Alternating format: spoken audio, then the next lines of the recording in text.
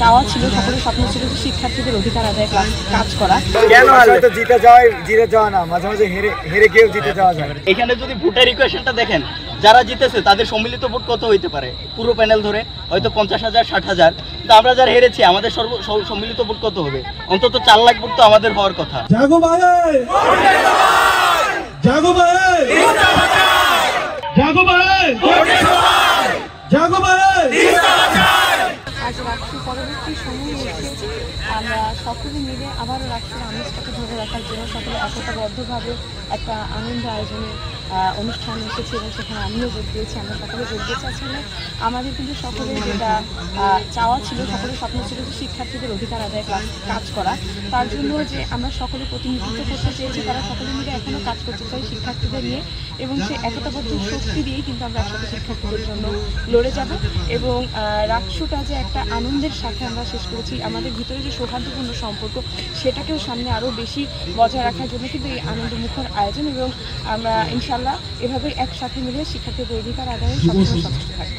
হেরে যাওয়া আসলে হেরে যাওয়া না, হেরে গিয়েও জিতে যাওয়া যায়, হেরে গিয়েও ভালো থাকা যায়। ওই ভালো থাকা, ওই ভালো লাগাটাই সবার মধ্যে ছড়িয়ে দিব, ছড়িয়ে দিয়ে সবার মনটাকে ভালো করতে চাই, ডিপ্রেশন থেকে আমার ভাই বোনদেরকে তুলে আনতে চাই। যারা জয়ী হয়েছে তাদের কি কিছু বলবেন? অবশ্যই যারা জয় হয়েছে তাদেরকে আমরা একটা বার্তা দিতে চাই যে এখানে আমরা আসলে যে হেরে যাওয়া বিজিত ক্যান্ডিডেট যারা আছে আমরা সবাই ঐক্যবদ্ধ।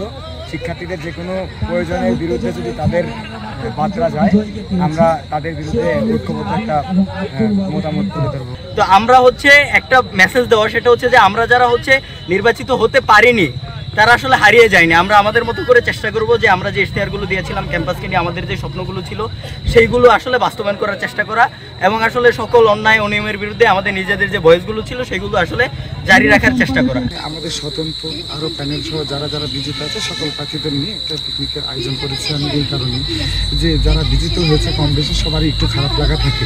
সেই খারাপ লাগার জায়গা থেকে অনেকের সাথে একটা নিঃসঙ্গতা কাটানোর জন্য সবাইকে নিয়ে সকল প্যানেলের ডিপি জিএসএডি যারা ছিল তাদেরকে আমরা মেসেজ করার পর তারা বলে যে হ্যাঁ সমর্থন জানাই দিয়ে আমি সকল প্যানেল সহ এখানে বর্তমানে রাকসুর হল সংসদ, সিনেট এবং কেন্দ্রীয় সংসদের 130 জন প্রার্থী মিলে আমরা একটা পিকনিকের আয়োজন করি।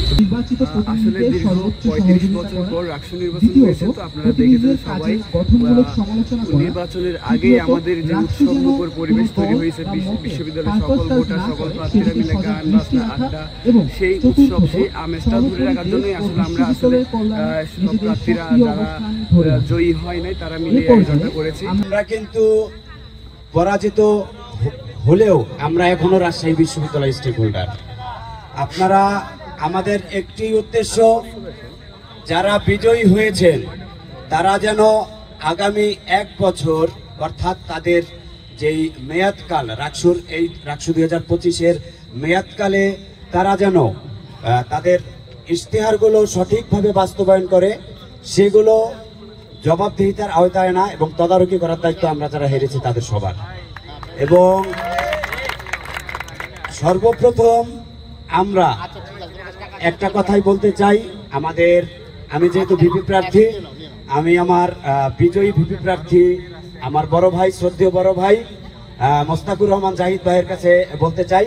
তিনি বলেছিলেন যে আমরা যেই বিজয়ী হই আমরা সকলে একসাথে কাজ করব। তিনি যেন তার কথা রাখেন, তার কাছে এই আহ্বান রইল আমার। আমরা সকলে একসাথে রাজশাহী বিশ্ববিদ্যালয় সুন্দর করে করতে চাই।